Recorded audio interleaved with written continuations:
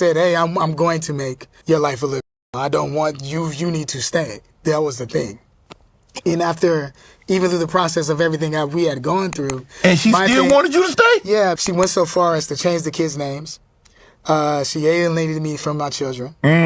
Yeah, we have baby fathers and that don't want to be there, but I definitely wanted to be in my children's life, right? My two oldest children. When that was taken away to a thing where I'm going to court, right? And I'm fighting to see my children, meaning that let's finish this divorce. She didn't want the divorce to end. So in her mind, it's just like, oh, well, no, I'm going to make this go on as long as possible. Right.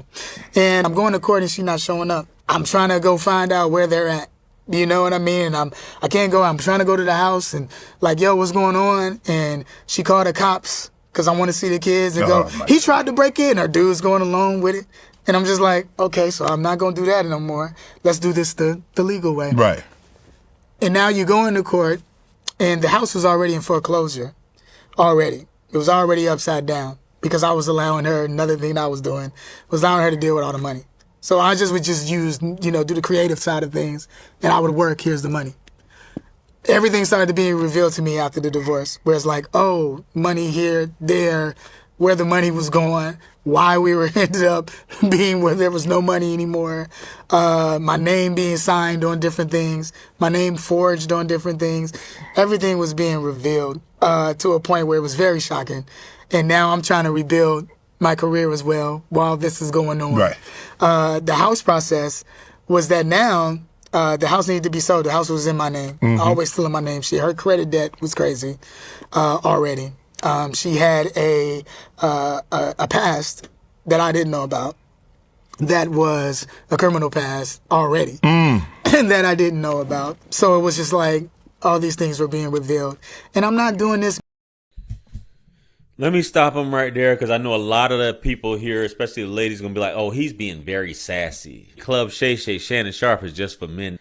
Let their grievances out about these women. But what he's saying, what Kel is saying here is what a lot of men have gone through, including myself. Try to stretch the divorce out as long as possible. I'm going to make you hurt. Like he said in the first thing when I played this clip, I'm going to make your life a living hell. And the new dude goes along with it.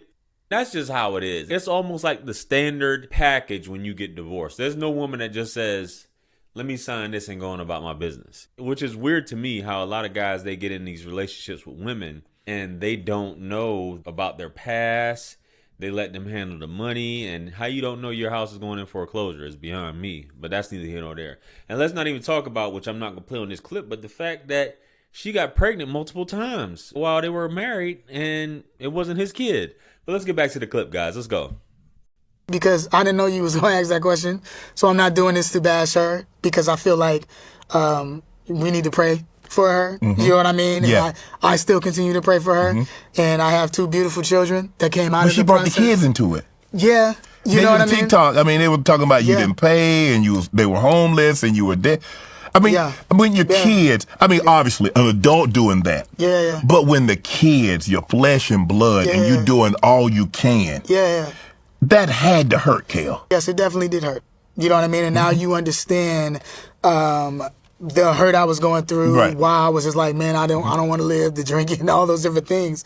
And my process to find myself within the Lord. And throughout that process of me going to court, what ended up happening was the truth ended up being revealed anyway. Through all of this, it was the consistency of love and the consistency of me is showing up for my kids and letting them know I'm going to fight for them. And I continuously fought for them within court, continuously fighting, even though she would end up going to jail, all these different things, even in that process.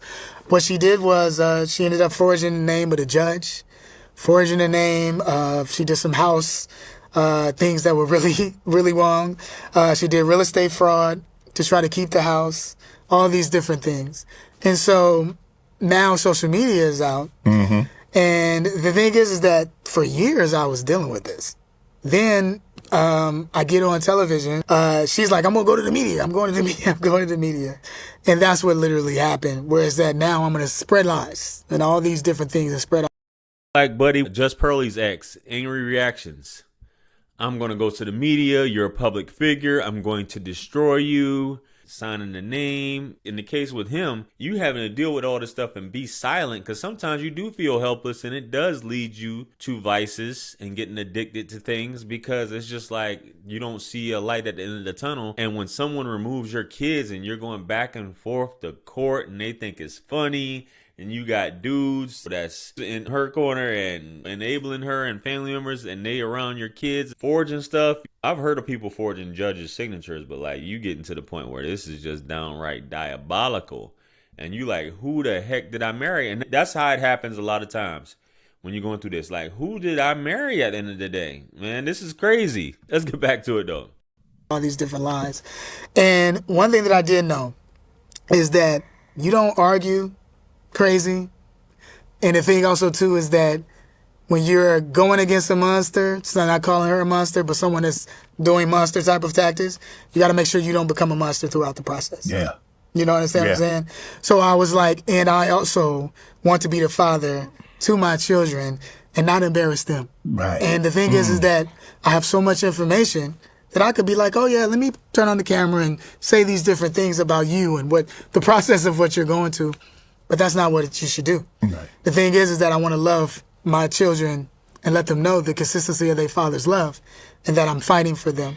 And throughout the whole entire process, people started digging. And the thing about it is that people find the truth. You know what I mean? And they saw the court process. And the thing about it is that people started to see like, well, all these allegations, Kel hasn't been in jail. He hasn't never been in jail with IRS fraud. He hasn't been in jail with child support. The thing about it is that I overpaid her.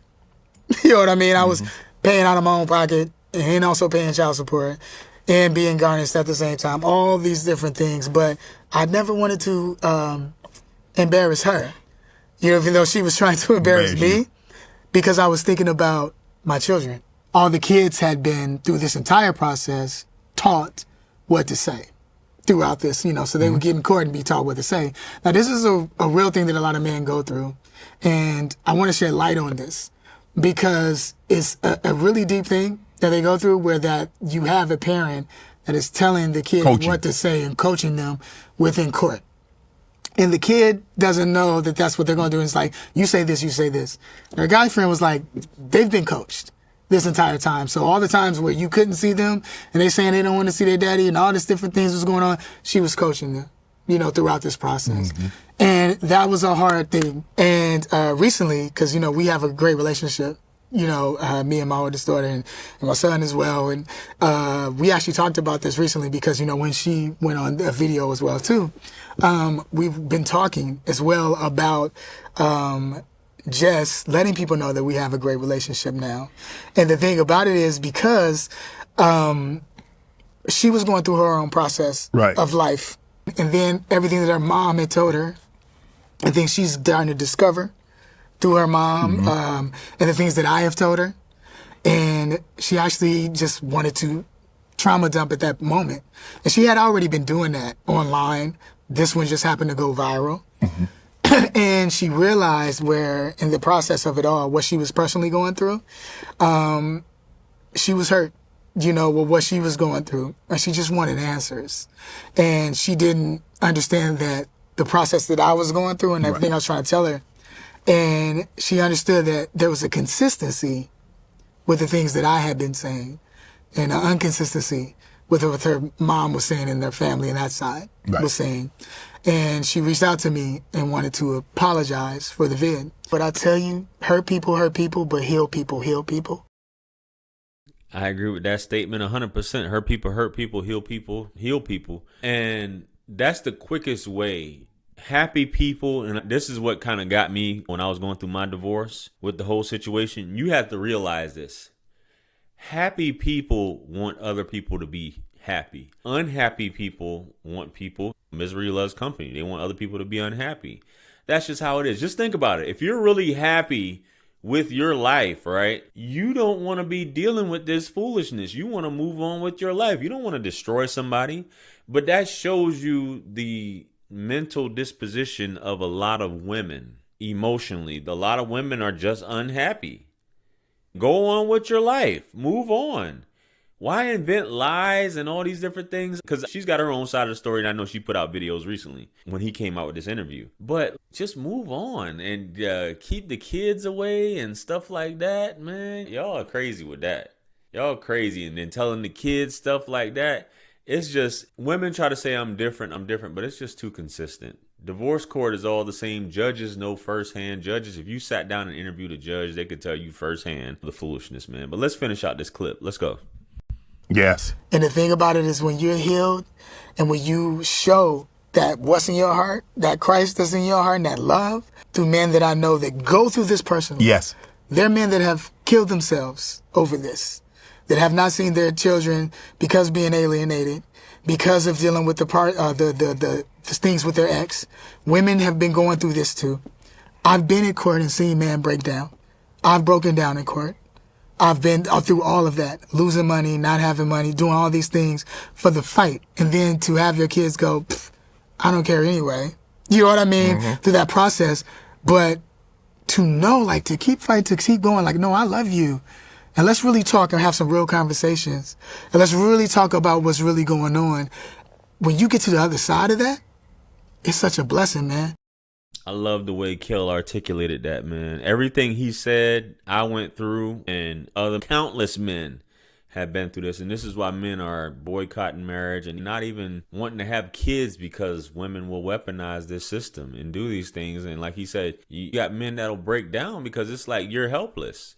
And you have the powers that be that are sitting there like, yeah, and we will put you in jail. We'll take everything from you. And there's nothing you can do about it except go on a deleting spree, including yourself. And it's unfortunate that men are going through this. Now, he said women, but I know women go through it. But majority of the time, it's men that's going through the same thing that he's going through. And it's rough, bro. It's really rough. Take it from me personally. Y'all know the book there, Puppeteering with Heartstrings. And that purple one right there. Go pick it up right now. The link is in the description. But listen, man, it's brutal. It is brutal, and this is just another thing, man. Kudos to whoever can communicate and you guys realize you don't need to be together anymore and you split amicably without somebody trying to terrorize the other one, man. But let me know what you guys think about this, though. Comment below. Like, share, comment, and subscribe. Much blessings and abundance. Stick around for the next videos. It's going to pop up on the screen below. That's where I'm going to see you guys at. Listen, it's your favorite everything. This is Wisdom. Let's run it up to 1 million. Quit playing with me. Follow me on Snapchat. I'm out of here.